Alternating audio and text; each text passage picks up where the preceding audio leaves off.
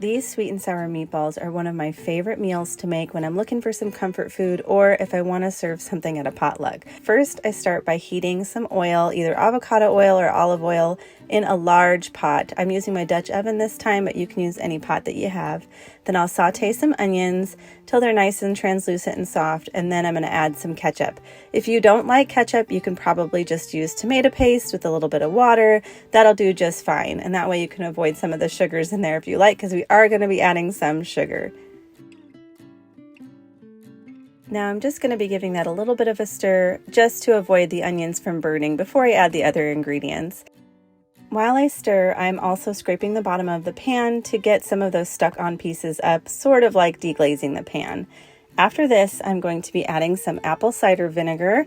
You can use any vinegar that you have on hand, that's perfectly fine. Then give that a stir again and add the soy sauce.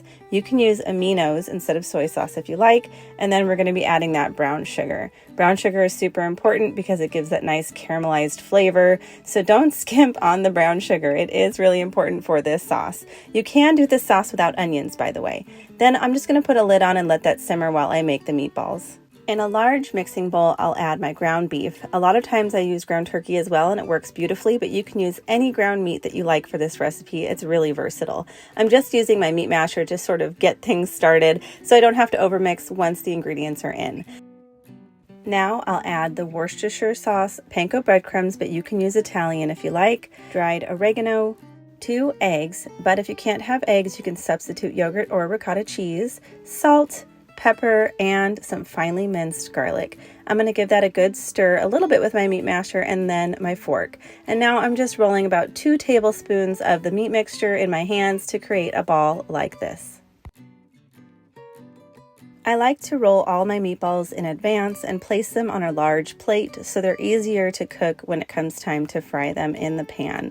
Now, if you don't want to fry your meatballs in a pan, you can also use the oven baked method. Just preheat your oven to 400 degrees Fahrenheit and place all of the meatballs on a sheet pan and bake them for about 15 to 20 minutes. After that, you can continue with the recipe as listed, and it works out beautifully as well, so it's your choice. If you decide to use ground turkey for this recipe, have some oil on hand to put in the pan before you add the meatballs, just to avoid some sticking. You won't have this issue with the ground beef due to all the fat that's in the ground beef. Next, I'll heat a large pan over medium heat and start adding my meatballs once the pan is heated.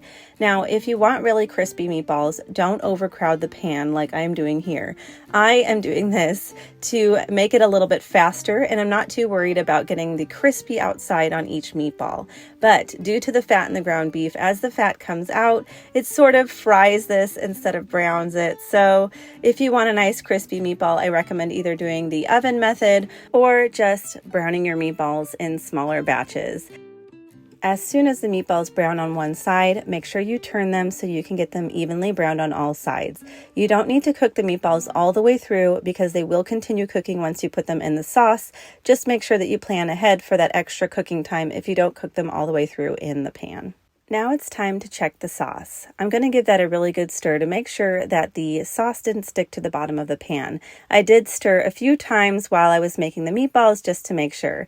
Now I'm going to add all those meatballs to the sauce, give it a nice stir so everything is coated, and I'll place that lid back on for about 20 minutes until everything is completely cooked through. Be sure to stir the meatballs a couple of times to avoid sticking.